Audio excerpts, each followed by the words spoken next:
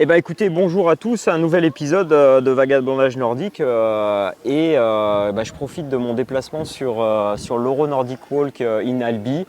Il y a plein de gens, c'est la grande famille, on se retrouve et ça fait longtemps qu'on ne s'est pas vu.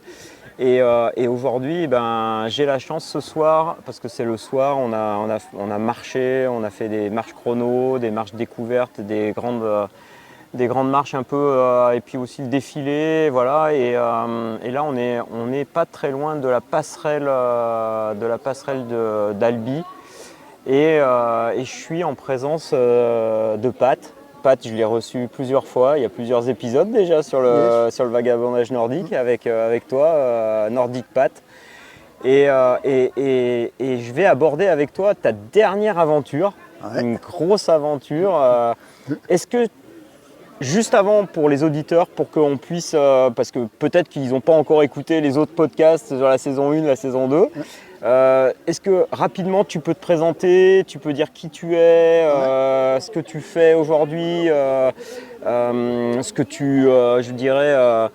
comment aujourd'hui tu t'investis dans le monde de la marche nordique, parce que je sais que tu t'investis énormément. Donc voilà, je sais que ton parcours a évolué depuis qu'on a fait le premier épisode. Oui, c'était le tout premier. C'était le tout premier, yes. En plus. Ah, donc du coup, voilà, j'aimerais que tu nous refasses un petit check de tout ça. Puis après, voilà, on ira explorer cette aventure que tu as vécue il y a pas très longtemps. D'accord, avec plaisir. Ouais. Okay. En tout cas, grand merci. Eh ben, je t'en prie, c'est vraiment un plaisir. Pour faire court quand même, parce qu'on va pas y passer à la soirée. Non, mais il y a la bière qui nous attend. Il y a la bière, je rêve de la bière. Ouais, moi aussi. Moi, je me suis mis à la marche nordique il y a... j'ai démarré en 2018, tu vois, ça commence à faire un petit bail, mais pas tant que ça finalement. Moi, je viens de la course à pied, je faisais beaucoup de plutôt de longue distance, marathon, trail, etc. Comme beaucoup de monde, problème de blessure. L'âge venant aussi, j'ai dû mettre un point final à tout ça, avec grand regret d'ailleurs, parce que c'était à un moment il faut savoir tirer un trait. Aussi, Et en fait, moi j'ai découvert la marche nordique un petit peu, comme tout le monde, un peu par hasard, par le biais d'un pote. Je me suis au départ, c'est vraiment un truc de vieux, ça ne m'intéresse pas du tout, c'est marcher nordique, ça va pas, non. Et puis finalement j'ai quand même essayé, et puis j'ai trouvé ça pas si mal en définitive. Et puis de fil en aiguille, donc je me suis inscrit dans un club, et puis finalement j'y ai pris très vite goût. Et je me suis aperçu effectivement qu'on pouvait retrouver des sensations absolument superbes en marche nordique. Ça c'est vraiment très chouette. Si on avait envie, on pouvait se défoncer un petit peu aussi, peut-être moins qu'en courant, mais on peut quand même faire grimper le cardio, il n'y a pas de souci.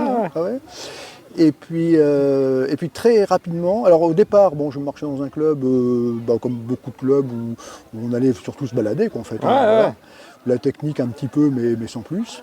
Et j'ai vraiment, et c'est ça que je trouve très intéressant par rapport à la course à pied, par exemple, c'est qu'il y a quand même une dimension technique qui est vraiment vachement importante en marche nordique, qui mérite d'être travaillée. Voilà. Et en fait, je me suis vraiment passionné à la fois pour le sport lui-même et pour cette dimension technique.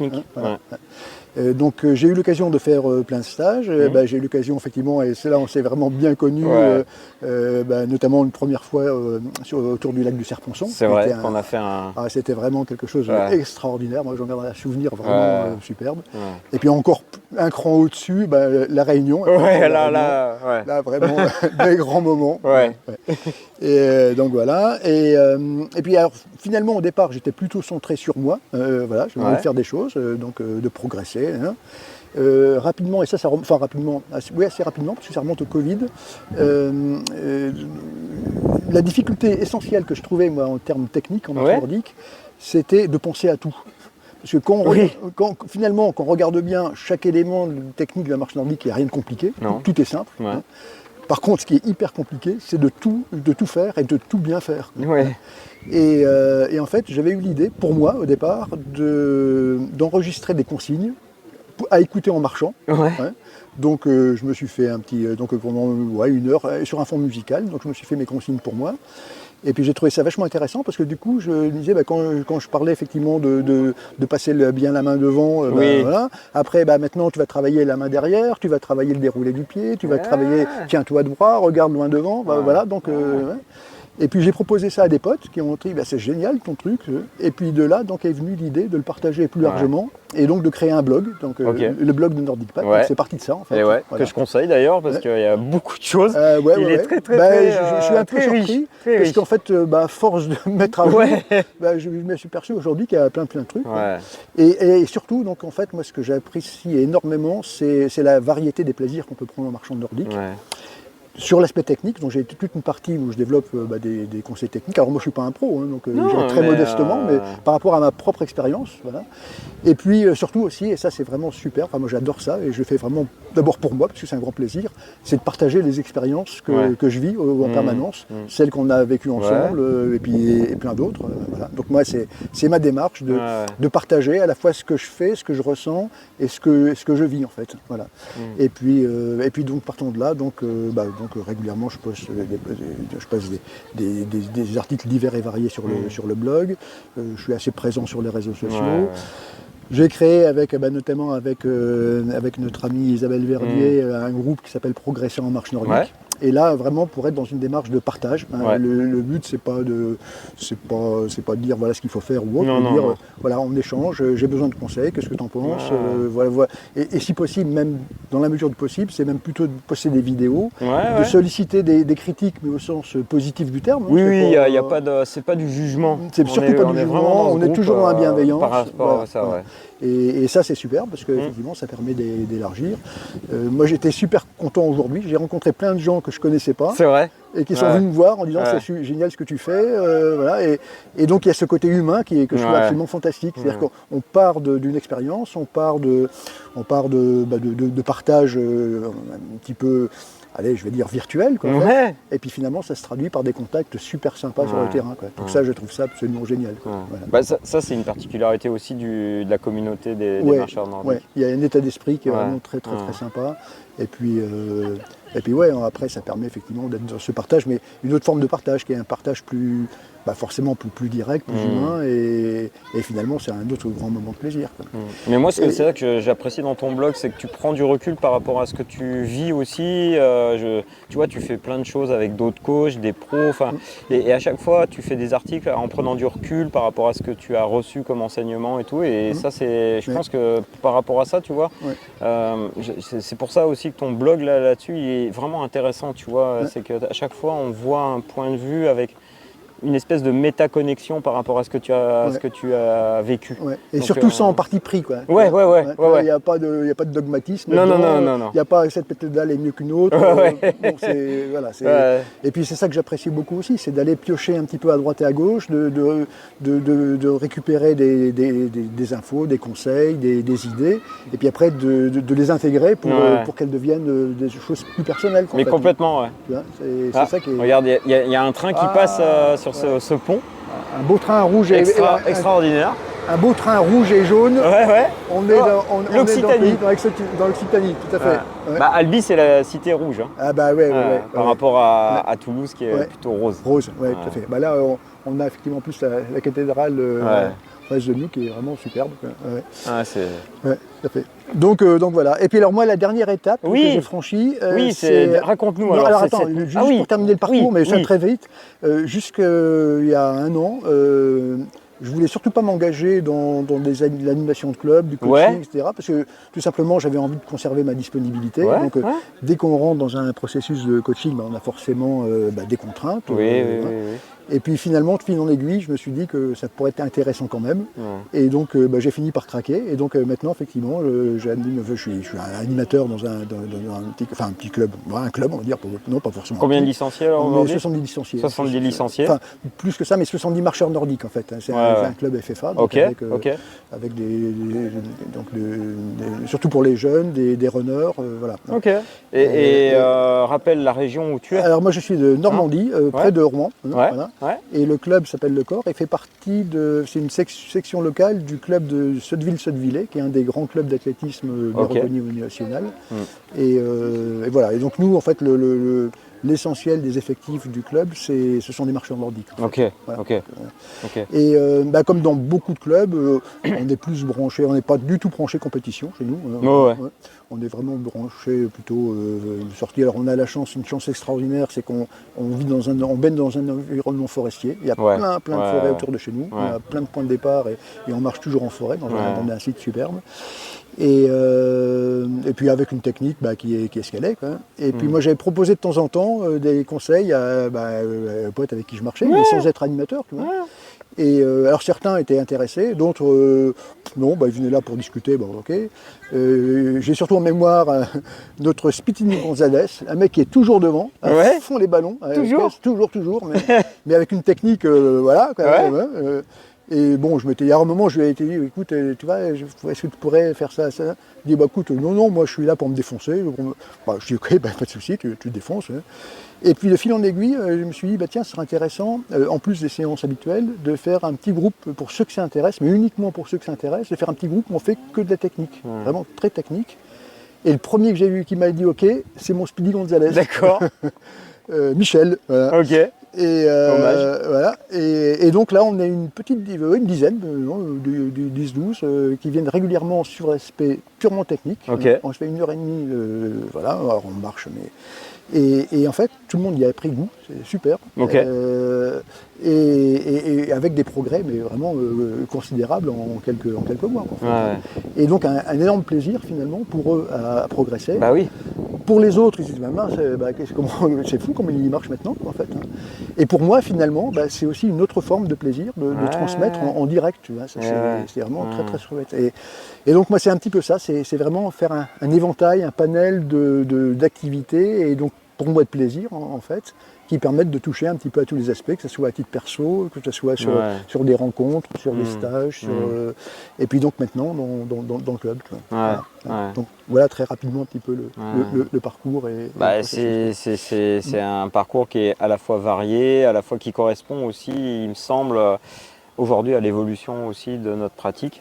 Et qui répond aussi à ces attentes-là. Quoi. Tout à fait, tout à fait. Et j'espère que ça va se développer parce que je pense que c'est par là que passera le progrès de la marche nordique de façon générale. En fait. On pourra y revenir peut-être sur un autre podcast.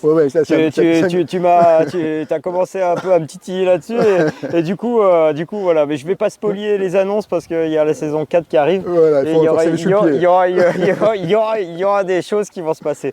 Et, écoute, Pat, est-ce que tu peux nous parler de ta dernière aventure? Parce que moi aujourd'hui, le plus long que je marche, c'est 21 km. Je le fais plutôt dans le cadre d'un plutôt compétitif, tu vois.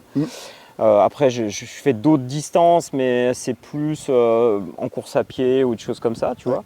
Mais ça m'intéresse vraiment que tu nous parles de cette dernière aventure, là, de cette espèce d'envie d'aller chercher quelque chose. Et qu'est-ce que tu es allé chercher? Parle-nous un peu de cette aventure. Déjà, c'est quoi qui a déclenché ce truc, quoi. Alors déjà, pour l'aventure elle-même, c'est un défi personnel.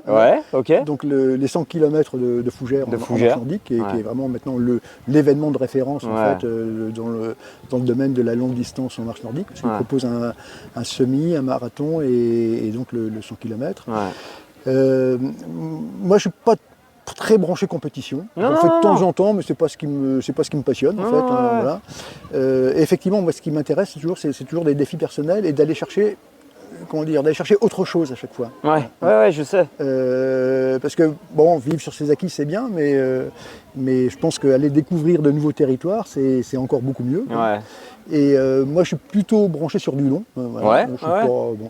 Et j'avais déjà eu un premier défi qui était de faire un marathon en marche nordique que j'ai fait j'en ai fait 2 dans des super conditions, vraiment impeccables, je me sentais super bien. Lesquels tu as fait? À Bagnoles de l'Orne, c'est dans l'Orne, donc en Normandie. En Normandie, dans un site qui est absolument superbe, en fait, un site forestier qui est magnifique. C'est une petite station thermale qui est très sympa en plus, c'est vraiment très chouette, une organisation vraiment aux petits oignons. Ils sont vraiment, top. Ils sont vraiment top. Donc ça vraiment je conseille sans réserve. Et donc je m'étais bien préparé, bon j'ai raconté aussi dans le blog forcément, je m'étais bien préparé et je l'ai fait vraiment dans des conditions superbes, j'ai terminé, je m'étais dit allez il faut que je fasse à 7 de moyenne, j'ai dû le faire à un peu plus de 7,3 de moyenne sur un marathon et avec pas mal de dénivelé quand même pour terminer, mais vraiment dans les bonnes conditions. Et surtout en fait, moi mon grand truc c'est que quel que soit quoi que je fasse en marche nordique, c'est toujours de conserver une belle gestuelle. Oui, c'est vraiment ça... c'est le point essentiel. Voilà. Et donc, pas chercher à bourriner, non, marcher bien, correctement. Donc ça c'est fait, c'était mon premier défi. Bon, puis maintenant je pense que je referai d'autres. Hein, et puis je dis quoi après après un marathon, c'est un 100 km. Et ça fait 2 ans que ça me titillait cette affaire-là. L'an dernier, j'étais pas en condition de physique de le préparer correctement, parce qu'un truc comme ça, clairement, on n'y va pas la fleur au fusil, ça se prépare. Non. Et donc l'an dernier, je me suis dit, bon là, je suis pas vraiment prêt, ce sera pour l'année prochaine. Et puis voilà, ça a été l'année prochaine, donc cette année. Et donc moi ce que je suis allé chercher vraiment c'est, d'ailleurs ça s'appelle les défis Raoul, les défis il y en a 3. Oui. Et pour moi c'était vraiment un défi personnel, c'est est-ce que je suis capable de faire 100 km déjà en marche nordique Est-ce que je suis capable de le faire en conservant une gestuelle correcte jusqu'au bout J'aimerais bien que tu nous parles de ça. Et puis est-ce que je suis capable de le faire, je me connais assez bien, mes capacités physiques, est-ce que je suis capable de le faire dans un objectif de vitesse que je me suis déterminé. Donc c'était 6 km/h. 6 km/h, sur 100 km. 100 km, enfin 100 km 6 km/h en marche, en activité, bien sûr, je ne parle pas des mais bien sûr. Et donc pour moi, ce défi était là. Je dirais dans l'ordre, c'était d'aller au bout, de bien marcher et de le faire si possible à ma vitesse cible en fait. Et tes objectifs alors, tu les as atteints? Et je les ai atteints. Voilà. Tu les as atteints. T'as tout rempli, t'as carton plein.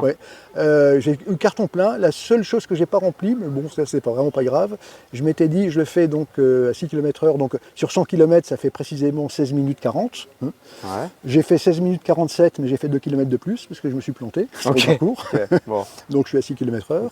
Ce que j'ai pas respecté, je voulais donc ça fait 16, et j'avais prévu 2 heures de pause. Donc en gros 18h40. 18h40. Ah bah si, je l'ai fait. Et j'ai fait 18h30. Ah bah oui. Ah mais tu vois, je m'étais dit j'ai pas atteint celui-là. Bah si, je l'ai atteint. 16h40 plus 2 heures, ça fait 18h40. Ah bah ouais. Ah non. J'ai fait 19h, pardon. 19h. Donc j'ai fait des pauses un peu plus longues que ce que j'avais imaginé. Mais bon, ça, pas grave, non. Donc voilà. Et ça, franchement, un plaisir extraordinaire, quoi. Vraiment fabuleux. Qu'est-ce que justement ce plaisir, comment tu le définirais? Qu'est-ce que tu y mettrais dedans pour que les gens comprennent ce que tu as vécu? C'est dans la tête en fait. C'est dans la tête? Ouais, c'est dans la tête. C'est-à-dire qu'en fait, parce qu'il ne faut pas se cacher, physiquement, surtout le final, je peux dire qu'on m'en chie. Je raconterai dans quel état j'ai terminé. Mais se dire, en fait, c'est dans la tête et sans pression. Parce que c'est pas une compétition, clairement. Non. Voilà, le seul but, c'est d'aller au bout. Et en fait, c'est se dire, j'ai un objectif. Est-ce que je suis capable de l'atteindre? Est-ce que je suis capable de l'atteindre dans de bonnes conditions? Et en fait, il n'y a que ça qui m'a mobilisé. Et puis oui, l'objectif aussi de conserver cette gestuelle correcte. En fait, Et ça, franchement, c'est là où j'étais vraiment très agréablement surpris, c'est que j'ai pas eu à me forcer. Au niveau de la gestuelle, tu vois, ça s'est passé vraiment très naturellement. Voilà. Donc ça, c'est un petit peu l'effet de l'entraînement. Voilà. T'as fait un entraînement spécifique à ça? Oui. Spécifique? Ah oui, spécifique. Spécifique? Ça correspondait à quoi en termes de volume? Déjà, ça se passait au mois de mi-mai, donc j'ai démarré début janvier, sachant que je marchais bien régulièrement avant. En fait, l'idée, c'est d'alterner différents types de séances. Donc je faisais en préparation 4 séances à semaine. 2 séances en mode cool, vraiment endurance, et là en profitant, en marchant avec les potes de mon club. Donc c'était mes séances un petit peu de récup et de régénération. Je faisais systématiquement une séance par semaine de fractionné, mais plutôt du fractionné long, sur 1 km, 1 km. Ouais. 5. Et par contre, en fait, c'était l'inverse du fractionné classique où on marche rapidement, on fait une récup relativement courte et on remarche. Et le but de la récup, c'est de pouvoir repartir dans les bonnes conditions. Ouais. Moi, je l'ai fait, mais dans l'esprit inverse. Alors, pratiquement, ça revient au même, sauf que j'avais le même temps de marche rapide et de marche... tu faisais des périodes égales. Voilà. En gros, à mon objectif cible, 6 km/h. 6 km/h. Et mon objectif, et le but, c'était plutôt de créer une fatigue musculaire. Ouais. Et de voir comment je la maintenais après sur mon objectif cible. Ok, d'accord. Et donc, tu vois, des séries de 5 fois 1000, etc. 5 fois 1000, ouais. Mais moi, ce qui m'importait, c'était pas tellement la vitesse, les séquences vite, c'était les séquences à allure spécifique. En ayant encaissé les séquences vite avant. Ouais. Un petit peu l'inverse du fractionné traditionnel. D'accord, voilà, donc, et puis alors bien sûr, effectivement, après c'est à base de... Alors ça, je les faisais sur des distances autour d'une quinzaine de kilomètres au total, avec donc les séances un petit peu de préparation, d'échauffement évidemment. Je marchais 5 km cool en échauffement, je faisais ma séance de fractionné, et derrière je refaisais encore 4-5 km cool en récup en fait. Donc en règle générale, sur 4 jours, tu cumulais à peu près combien de kilomètres? Tu as une idée comme ça? Ouais, autour de 80 à peu près. Autour de 80. C'est pas colossal. Hein, c'est pas colossal. Non, c'est pas colossal. Et puis donc le principe après, c'est aussi donc bien sûr des sorties longues. Ouais. Et là donc j'ai démarré à une vingtaine de kilomètres. Et l'idée, d'ailleurs, c'était préconisé dans les conseils de préparation du défi, c'est de monter progressivement jusqu'à 50 km. Ouais. Donc moi je suis monté jusqu'à 50, 52, quoi, et qui sont vraiment super bien passés. Ouais. Et après, c'est pas la peine d'en mettre de plus, parce que de toute façon, physiquement, ça suffit. Et sachant qu'après, c'est plus le physique qui compte, c'est le mental, quoi, en fait. Ouais. Donc, t'as fait des choses sur le mental? T'as fait des exercices? T'as fait j'ai fait beaucoup de réflexions, mais ça pas très longtemps avant, une semaine avant, sur la façon d'aborder les choses. Ouais, donc tu as visualisé ce que tu voulais aller chercher. Ouais. Alors moi je suis beaucoup dans la visualisation, et puis dans les consignes que je me suis données. Oui. Bah, tu as visualisé tes propres consignes que tu voulais Alors dans les consignes par exemple, c'était de dire déjà tu penses positif, tu dis pas putain qu'est-ce que j'en chie, mais j'ai du pot d'être là. C'est surtout pas de dire de penser à l'arrivée parce que c'est beaucoup trop loin. Donc par exemple les consignes, moi c'était, et ça c'est vraiment très bien Fougères, moi mon objectif à chaque fois c'était le prochain ravito. Et donc les ravitaux il y en avait 6, donc ils se passaient d'une quinzaine de kilomètres chacun à peu près. Et moi donc je pensais focus le prochain ravito. Donc les idées positives, essayer de faire remonter un petit peu des souvenirs sympas, des images, voilà. Penser aux potes, aux amis, aux proches. À un moment, je m'étais dit, je vais surtout pas en parler parce que c'est un truc perso. Et puis après, ça n'intéresse pas forcément tout le monde. Non. Et puis si je me plante, je vais avoir l'air d'un con, quoi. Et puis après, je me suis dit, si, parce que c'est aussi un élément de motivation. Le fait d'avoir partagé avant, d'en avoir parlé. C'est un élément supplémentaire pour te dire merde, j'en ai parlé, maintenant il faut que je fasse. Et ça, pareil, mentalement, ça aide aussi beaucoup. Ça engage. Ça engage. La seule chose que j'ai pas respectée au niveau. En gros, je m'étais donné plein de consignes, dont une, et c'est la seule que j'ai pas respectée, c'était de ne pas me préoccuper des autres et de marcher à mon rythme. Et en fait, alors pour faire très rapide, mais sur Fougères, en fait, il y a un principe, ils font partir par vague. Ils font partir les plus longs au départ et les plus rapides à la fin. L'idée étant d'avoir pas trop d'écart à l'arrivée. Et donc, tu vois, il y avait un sas au départ qui partait à 15h30 sur du 4,5, un sas qui partait à 16h30 sur du 5, à 17h30 sur du 5,5 et à 18h30 sur du 6. Donc, c'est le sas que j'avais choisi. Je me suis retrouvé, on n'était que 17. Alors, sur 200 participants, on n'était que 17 dans le sas des 6 km/h. Et c'est parti vraiment à fond la caisse, quoi, en fait. Et moi, je m'étais dit, tu ne te préoccupes pas des autres, tu marches à ton rythme. Et puis finalement, on se laisse aller. À un moment, je m'étais dit, c'est quand même plus sympa de marcher en groupe, parce que sinon, je vais me retrouver seul en pleine nuit. Donc, et au bout au premier ravito, j'étais à 7,5 de moyenne, quoi. Ah oui, donc tu étais au-delà de ton largement objectif. au-delà de mon objectif. Ok. Ouais. Et ça, c'était une grosse erreur en fait. C'était surtout la chose à pas faire. Ouais. Et tu t'en es aperçu quand? Ah bah tout de suite. Ok. Je me dis merde. Et alors à un moment, je me suis dit bon là, ça va quand même un peu vite. Hein. Donc j'ai ralenti. Et alors du coup, j'ai décroché, j'ai laissé partir. Et après, donc j'étais en permanence jusqu'au 70e kilomètre. J'étais à 6,3, 6,4 de moyenne quand même. Et par rapport à un objectif de 6. Donc, mais là, je me suis presque fait violence pour dire bah, allez, lève le pied. Donc, si c'était à refaire, celui-là, c'est celui que je respecterais en premier, partir à mon rythme.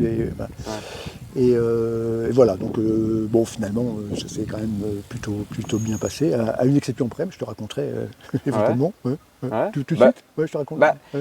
En fait, c'est là où je pense que tu vas pouvoir le raconter, c'est qu'est-ce que tu vas retirer de ça? Qu'est-ce que tu vas retirer de ça? C'est quoi ton bilan sur ce 100 km? Et tu vois, nos auditeurs, je pense que ce qu'ils aiment aussi, c'est de découvrir des expériences et de se dire, bah, peut-être que ça pourrait être quelque chose que je vais avoir envie de vivre. Voilà. Alors moi j'en ai retiré vraiment un immense plaisir personnel, je peux dire même une forme de fierté personnelle. Et je peux témoigner parce que quand t'en parles, t'as un grand sourire et tes yeux brillent. Donc je peux le témoigner parce qu'on n'a pas l'image. Donc ça c'était vraiment... Et puis le message que je voudrais faire passer, et c'est un petit peu prendre le contre-pied de ce qu'on entend souvent, c'est qu'on ne peut pas bien marcher nordique, ou alors soit en marchant vite, soit en marchant trop longtemps. Et moi, c'était un de mes objectifs aussi, donc effectivement de conserver cette gestuelle.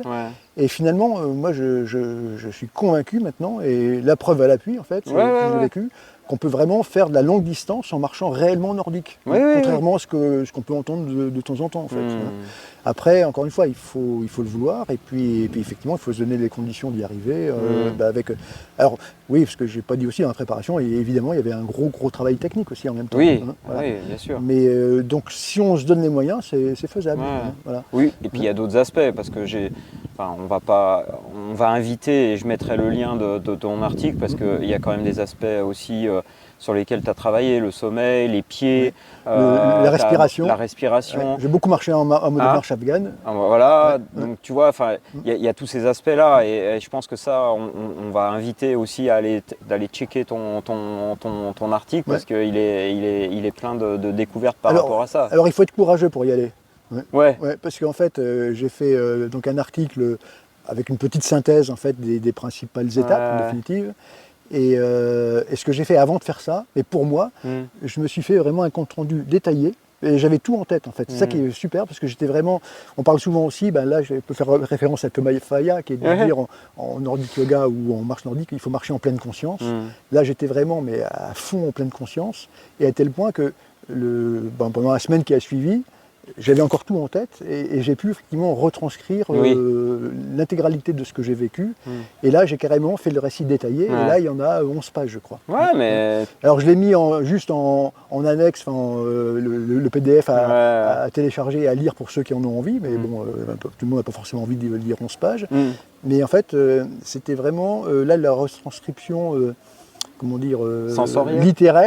littéraire d'un vécu intérieur. Et surtout, je l'ai rédigé en faisant en sorte que les gens, en le lisant, aient l'impression de le faire. Donc, j'offre en fait 100 km à quelqu'un dans son fauteuil, en fait. Voilà. C'est un peu le principe aussi du vagabondage nordique. Et parle-nous alors de cette expérience, comment tu as fini, qu'est-ce qui du coup, voilà, parce que ça là sur le papier, ça s'est tout bien passé, mais tu as vécu quand même des moments.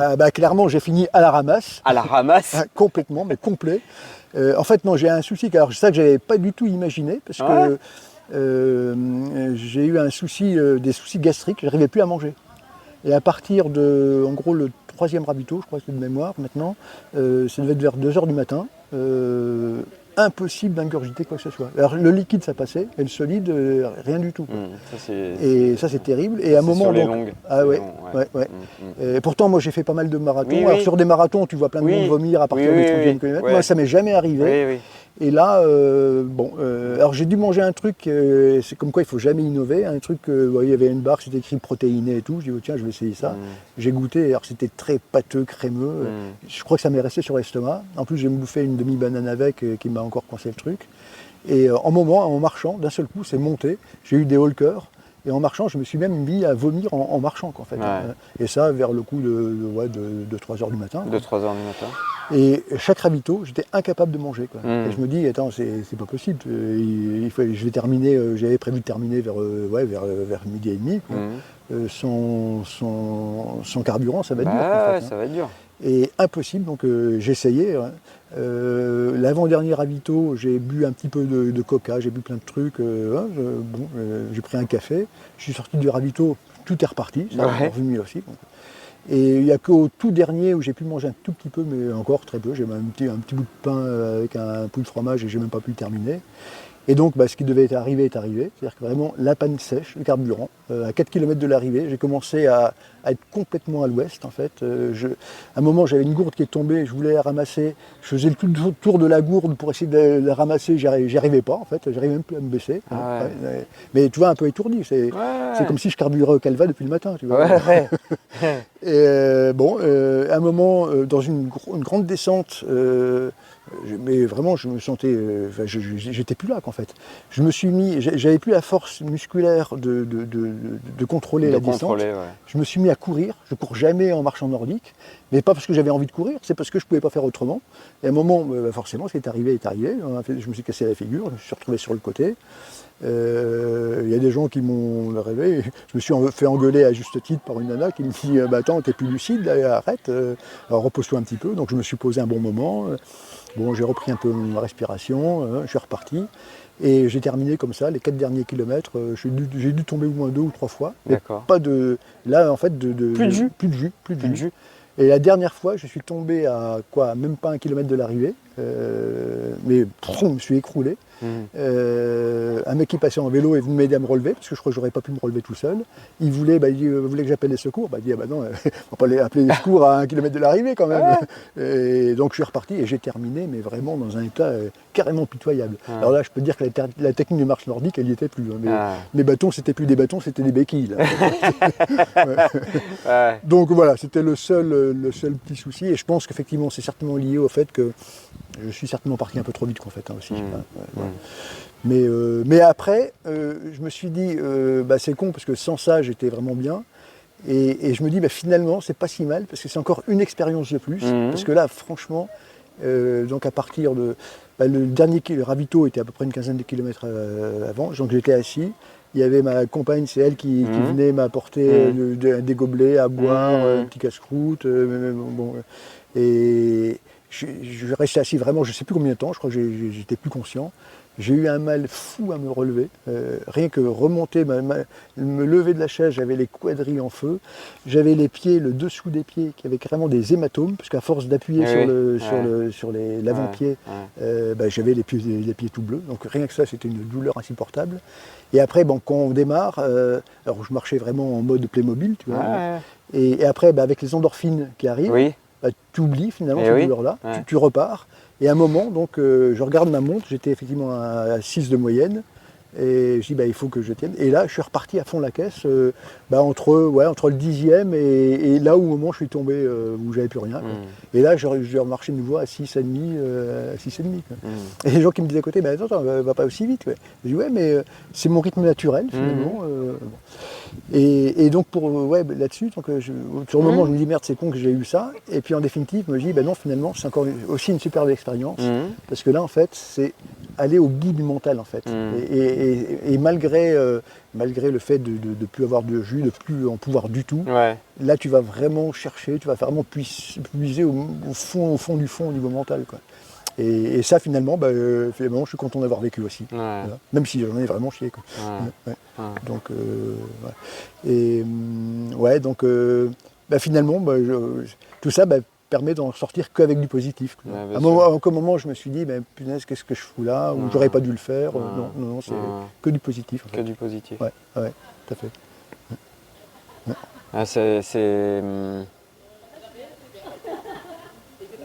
J'encaisse aussi ce que tu dis, tu vois, parce que je fais d'autres trucs, mais aussi tu vois, dans la longueur, sol, voilà. Et c'est vrai qu'à un moment donné, on est là, on puise aussi dans ses réserves, mais on en retire quelque chose, on en retire une expérience. Ouais.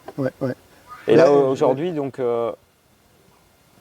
maintenant c'est l'après. Ouais. L'après 100 km. Ouais. Là, tu as fait l'Euro nordique, Ouais. tu as fait des sorties. Comment tu te sens? Quelles sont tes sensations là aujourd'hui? Bah écoute, moi j'ai été vraiment très surpris parce que je m'attendais quand même à passer quelques semaines vraiment compliquées derrière ça pour récupérer. Ouais. Et en fait, pas du tout. Pas Ok. du tout. En fait, mon seul problème, alors déjà le lendemain, j'avais pratiquement pas mal aux jambes, voilà, pas de courbature. Mon seul souci, c'était effectivement ces douleurs sous les avant-pieds, qui ont fait que pendant 2 jours, je marchais en canard. Voilà.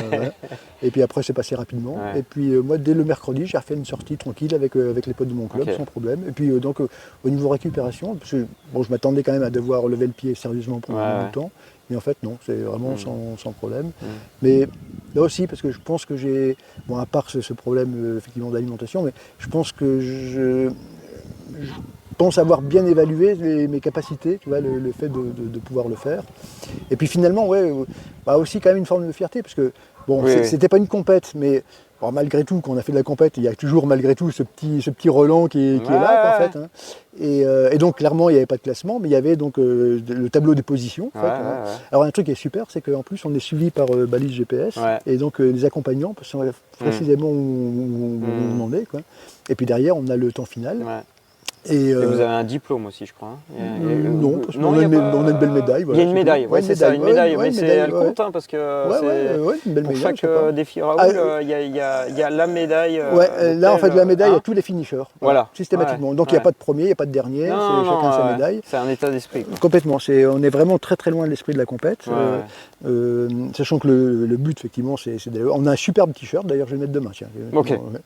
Et vraiment un magnifique t-shirt des filles Reloud, dont je suis vraiment très fier. On sent, et en fait, où j'étais vraiment. Alors, c'était clairement pas mon objectif, mais bien qu'il n'y ait pas de classement, il y a ce qu'on appelle le tableau des positions, pour savoir où on se situe. Hein. Oui. Alors, combien de participants au départ? Alors, il y avait sur le 100 km, il y avait 200 participants. 200 participants sur le 100. Il y en a 168 de mémoire qui finishers, qui sont arrivés au bout. 168. Qui est d'après l'organisateur, c'est à peu près dans la moyenne. En fait, hein. Donc 168 sur participants qui terminent, c'est déjà bien en fait. Hein.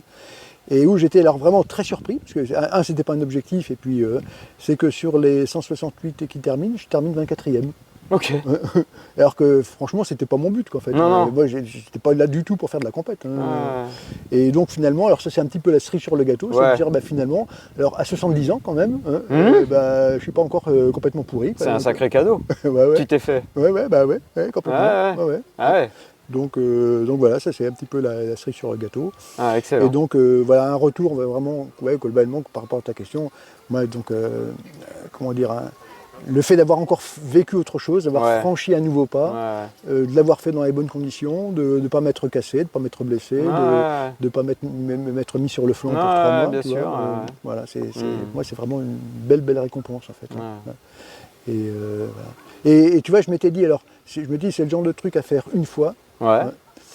Et alors là, c'est quoi? Alors je m'étais dit avant, je fais une fois. À l'arrivée, je me suis dit plus jamais. Ok. Et puis là, je me dis, peut-être que si je fais en partant moins vite dans le groupe de 5-5, ça serait peut-être pas mal. Donc je sais pas, j'ai pas encore pris de décision, mais à voir en fait. Voilà. Et pour le vivre cette fois dans des conditions idéales jusqu'au bout. Du coup, ça serait l'objectif en fait. Voilà. Sauf que j'aimerais bien comprendre pourquoi j'ai eu ces problèmes gastriques. Bon. Parce que moi, en préparation, sur les 50 km que j'ai fait, je me suis envoyé des casse-croûtes. Tu as vu tout à l'heure, après je m'envoie une brochette avec des petites saucisses avec le petit fromage. Voilà, une saucisse flard, ça ne me dérange pas du tout. Je ne suis pas délicat de ce côté-là. Mais là, bon, voilà, c'est comme ça. Donc, bon, je ne saurais jamais pourquoi, mais... Si, on pourra en discuter si tu veux, mais ça sera à l'occasion. Ouais, avec grand plaisir. Mais et puis, écoute, merci. Est-ce que tu veux rajouter quelque chose par rapport à ça, ce partage qui est extraordinaire et que je te remercie encore grandement. Ouais, écoute, non, pour moi, non. Peut-être pour mes petits messages pour les autres, ceux qui seraient éventuellement tentés de le faire. Moi je pense que c'est important. Donc, très clairement, c'est franchement quelque chose, je pense, qui mérite d'être vécu. Alors, ce défi-là ou un autre, pour quelqu'un, ça peut être un marathon déjà, voire même un semi. Voilà. Donc ça, franchement, le fait d'aller un petit peu titiller ses limites, je crois que ça, c'est vraiment quelque chose de super, qui permet en plus, qui donne aussi, c'est aussi notre intérêt, ça donne une motivation pour faire une préparation sérieuse. Donc l'important, c'est pas seulement le jour J, c'est tout ce qu'il y a avant. C'est le chemin. Ouais, tout à fait. Et ça fait partie aussi des choses, moi je suis toujours plus attaché au chemin qu'à la destination. Donc ce chemin-là, en fait, il vaut vraiment le coup d'être vécu. Alors effectivement, quelle que soit la distance. Quand on va vraiment au bout, comme j'y suis allé, il faut quand même, se préparer mentalement. Et puis effectivement, par contre, vraiment le conseil, c'est que quel que soit l'objectif, c'est vraiment d'avoir une préparation qui soit cohérente et adaptée à son objectif. Surtout pas se présenter sur un truc comme ça, la fleur au fusil. Non, surtout pas. Ça, on ne peut pas le conseiller comme ça. Non. Mais par contre, pour ceux qui en ont... Alors, et puis au départ, évidemment, c'est le point de départ, c'est en avoir envie. Bien sûr. C'est dire, il y en a qui l'ont fait, pourquoi pas moi. C'est bien, mais ça suffit pas, je crois. Il faut vraiment en vouloir. En fait. C'est clair. C'est clair. Et donc voilà, c'est un petit peu le conseil que je voudrais partager dans ce cas-là. Écoute, merci Pat. Encore, je pense que on devrait avoir des bons retours sur cet épisode du vagabondage. J'espère bien. Moi j'espère aussi, et je suis ravi de t'avoir revu en plus comme ça là, à Albi pour l'Euro Nordique. On a toujours du plaisir à se voir, donc moi je suis toujours bien et admiratif aussi de ton cheminement. Tu vois, j'aime beaucoup ça. Et, tu sais te challenger, et ça c'est vraiment c'est pas toujours donné comme ça, tu vois. Et puis quand ça se fait toujours dans le plaisir, et puis dans le plaisir, et puis dans le partage, et puis là-bas aussi j'ai fait aussi de super rencontres, tu vois. Oui. Voilà, c'est ça qui est chouette aussi. En fait. Puis c'est un coin qui est sympa en plus, Fougères. C'est super. Moi je ne connaissais pas du tout, honnêtement, Fougères. Pourtant j'habite pas très loin. Moi je suis à 200 km de Fougères, en Normandie. Et je ne connaissais pas du tout, et c'est magnifique. C'est vraiment très très chouette. Un truc sympa pour le départ, en fait. Ils ont lâché les fauves après nous avoir fait traverser le château. On est monté dans les tours. On a fait le tour des remparts, là avec un meneur d'allure qui nous freinait. Et après, avant de lâcher le troupeau, on a fait un petit tour du château qui était vraiment très très sympa. Donc oui, c'est ça. Il y a aussi, comme aujourd'hui sur Albi, tu vois, donc il y a ce côté découverte qui est aussi vraiment très sympa. On n'est pas juste là pour marcher comme des bourrins, on profite de Non, mais c'est ça aussi qui est intéressant dans ce type d'aventure. C'est pour ça que... Et comme tu le disais, avec un rythme où on peut appliquer une technique et qu'on peut l'appliquer de A à Z. Ouais, tout à fait. Donc c'est là où c'est intéressant. Complètement. Et puis alors du coup, parfois il y a des petits trucs... tu vois, de temps en temps, mon bras il se plie un petit peu derrière. Et donc, à force de s'appliquer comme ça, je peux dire que là, en faisant ça pendant son bord, le mouvement il finit par rentrer. C'est bien ancré. Je pense que tu ressens la technique là. Tu la ressens. Mais ça, c'est aussi, je pense, quelque chose d'intéressant aussi maintenant à apporter aux gens avec qui tu travailles aujourd'hui. Et du coup, ça. Toi, tu t'es enrichi d'une expérience que maintenant tu peux retranscrire et tu peux encore mieux l'expliquer. Bien sûr, tout à fait. Parce que l'expérience fait aussi, je pense, du coup, la qualité de l'encadrement. Bien sûr. Et puis une expérience, si on la conserve pour soi, ça n'a pas trop d'intérêt en fait. Non. Donc le but, effectivement, c'est de la partager. Tout à fait. Et en plus, comme je fais avec plaisir, je n'ai pas trop à me forcer. Tu vois. Non. Je m'inquiète pas pour toi là-dessus. Écoute, je te propose qu'on clôture là-dessus. écoute, un grand merci et puis c'est un plaisir. voilà, on s'est un peu couru après entre hier et aujourd'hui, mais on y arrive toujours. Tu vois comme quoi quand on est Tu vois, motivé, on y arrive. mais ouais, c'est clair. Ouais. En tout cas, un grand merci, Pat. Et puis, avec plaisir. je mettrai toutes tes coordonnées, coordonnées de ton article et tout D'accord. sur le post. Ok, Et je rappelle que voilà, on peut retrouver le podcast sur Spotify et sur la chaîne YouTube Nordic Walking Adventure.